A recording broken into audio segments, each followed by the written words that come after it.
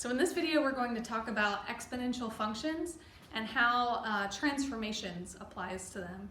The good news is it's going to be the exact same as the stuff we did with quadratics, so nothing really crazy here. Just a refresher on exponential functions. An exponential function is any function where the variable itself is an exponent, like 2 to the x, or even like 10 to the x. Just a reminder that these functions don't start at 0, 0, they start at 0, 1. The point 0, 1 is kind of like a starting point. Because if you were to plug in 0, anything to the 0 power is 1. So that's where you get 0, 1. Same thing for 10 to the x, it would go through 0, 1. And then you need to know the general shape of these. We call these parent graphs because they're kind of like a starting point, and then if you put any other numbers in here, like add a 5 on the end, or put a negative in front, that shifts or flips or moves the graph in some way. But we need to know where to start first. 2 to the x, we know, starts at 0, 1, and it makes this like hockey stick shape kind of thing. Remember that it goes up and it gets steeper and steeper, but it does continue in that direction, whereas this way it continues left, but it never goes below the line y equals 0. It never goes below the x-axis. This is what we call an asymptote, meaning the graph approaches it but never crosses it. Same thing for 10 to the x. It will approach an asymptote at the same place, but 10 to the x actually gets steeper faster than this one. I didn't draw that very well, but 10 to the x, it's multiplying by 10 each time rather than multiplying by 2 each time, so it gets steeper faster. What is one point you know the graph goes through? That would be 0, 1, or even like if I plugged in 1, I'd get out 10 for this one. If I plugged in 1 here, I'd get out 2. Okay. So that's kind of our starting point. We call this the parent graph because it's kind of like the basic graph that we know, and then from there we might do some things to change it. The good news is transformations here, so like reflections, dilations, and translations are the 3 we're going to look at. This is the exact same as the quadratic rules, so, and it actually works for any function. For example, like if I add 5 on the end, it's just going to bump it up 5. If I put a negative in front, it's going to reflect it upside down across the x-axis. So we're just going to do that stuff again. Before we do, I do want to mention though, the only new thing here is the base. So with exponentials, the base, which is this number that's attached to the x, the base affects the graph in a certain way. And so that's what we're going to look at first. Keep in mind when we write exponentials just kind of generically, we use this little equation, a times b to the x.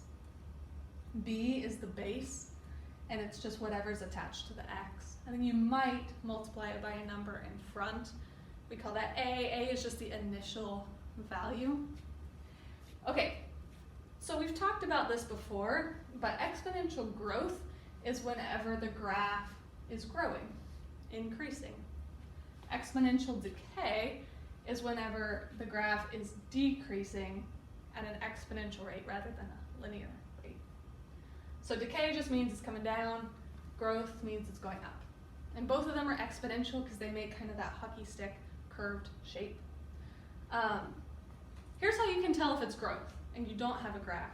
If you're just looking at the equation, it's growth if the b value is bigger than 1, and it's decay if the b value is less than 1, but greater than 0, like a fraction.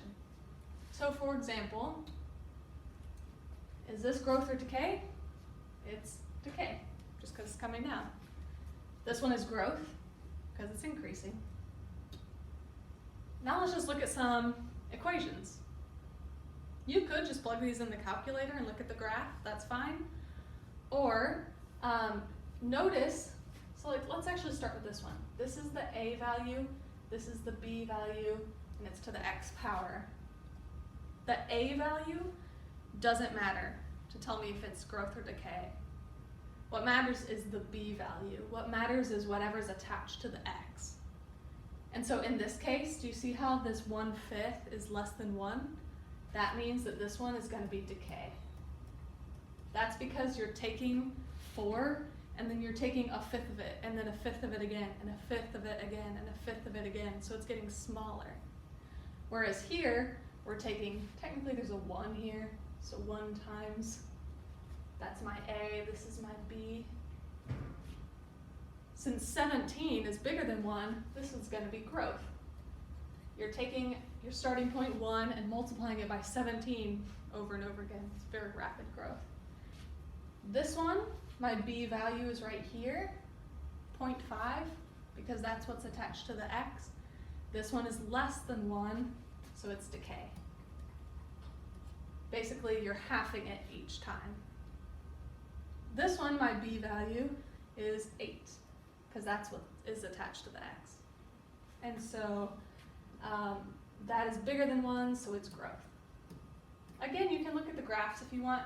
Like this one would look like this, whereas this one would look like this. So you can see that this is decay versus growth. Okay, once you have your base settled, there are some other rules that apply. I want to go back and refresh on the quadratic stuff really fast.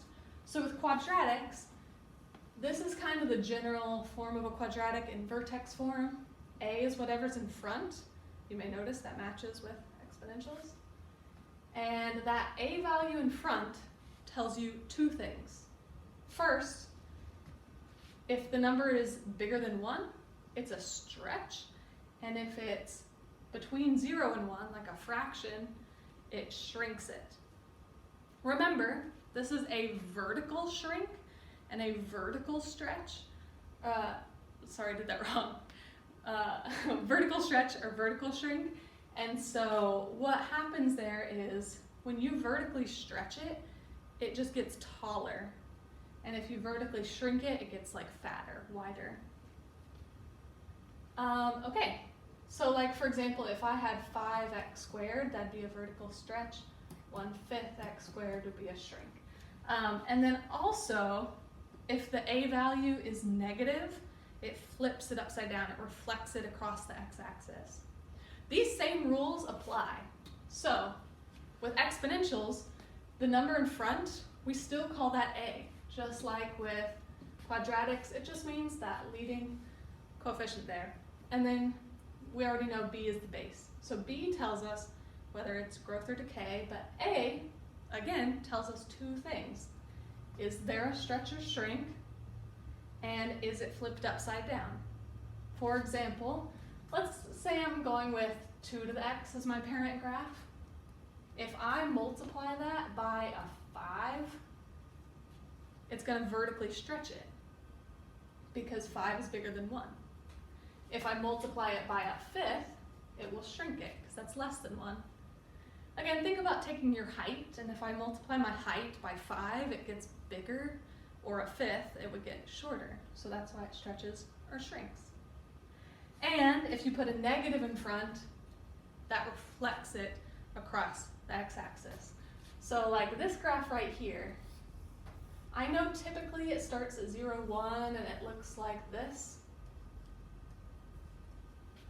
But it's been flipped upside down, so now it goes through 0, -1, and it's been vertically shrunk, so it should be a little wider than usual because you kind of squashed it down. So this is a general idea of what this graph would look like. All right, let's go back to quadratics really fast. So we already did dilations, reflections. The only other one we're going to talk about is translations, so shifting it up, down, left, and right. With quadratics, if you add a number on the end, that shifts it up or down. And if you add a number directly to the x, that shifts it left and right. You have to be careful though, because this one is always opposite of what you would expect. The stuff in there with the x does kind of the opposite of what you would expect. The same rules will apply with exponentials. So with exponentials, if you add a number on the end, it shifts it up and down. And if you add a number in, like right there in with the x, like actually in the exponent itself, that shifts it left and right. So you could call that h and k if you want, just like we do with quadratics. But again, that's just going to shift it left and right, because if it's in there with the x, it moves it in the x direction. And then this one on the end moves up or down. This will again be the opposite of what you would expect. So for example, let's stick with 2 to the x as our parent graph. Let's say I do -1. This is going to shift the graph right 1. It feels like it should go left because it's negative, but that one is always opposite of what you would expect. So this shifts it right 1, and then let's say I had like a +5 on the end, that would shift it up 5. That one's just straightforward. Positive goes up, negative goes down. Let's say I had 2 to the x +3, this would shift it left 3, because again, this one is opposite of what you would expect. Okay, so go ahead and take a look at these, pause the video, predict what you think these graphs will look like based on what you know about transformations, and then graph them and see what happens. I can make a really quick sketch of these graphs. I know 2 to the x already. That one goes through 0, 1. It has an asymptote at the x-axis. Looks like this. What would happen if I did +4? Well, it would just take this graph and move it up 4. So it would be shifted up 4. So rather than being at 0, 1, now it's going to be at 1, 2, 3, 4, 0, 5. Also, the asymptote was here. It was exactly 1 unit below that point. And so when it moves up 4, the asymptote moves with it. So if I bumped it up 4, rather than being right here, the asymptote also goes up 1, 2, 3, 4. So the asymptote is now at 4. And so the graph is going to approach it, but never cross it, and it looks like this. In your graph, you should probably draw that asymptote as a dotted line, just kind of as a guideline.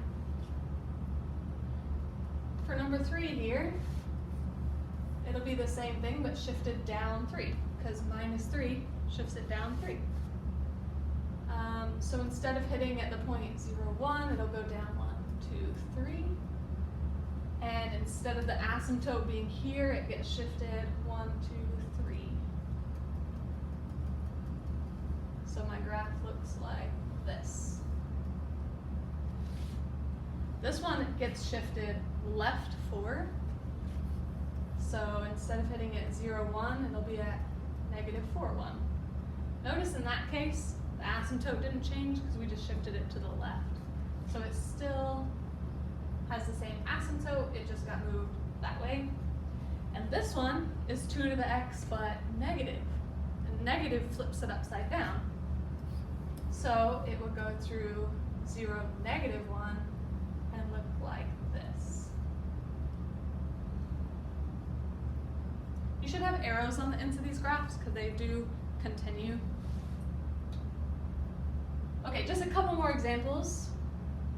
This one wants me to describe like what transformations happen to the parent graph, 2 to the x, if the new equation is this. So just go through each piece one step at a time. How has this changed? Like 2 to the x is the parent graph, so we don't have to worry about the 2 to the x part, but what else is there? Well, we've got a negative. The negative reflects it across the x-axis.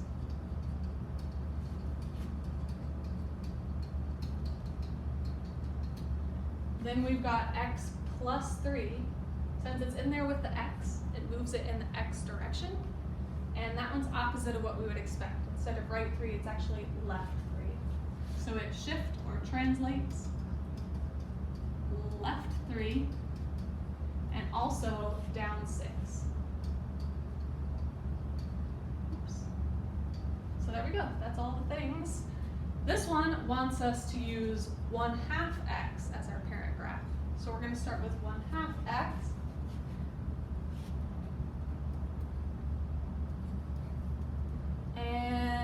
wants us to go right 5, so I'll do -5 in there with the x. And also vertically stretch by a factor of 8. To vertically stretch it, I'll just multiply by 8. So this would be my new function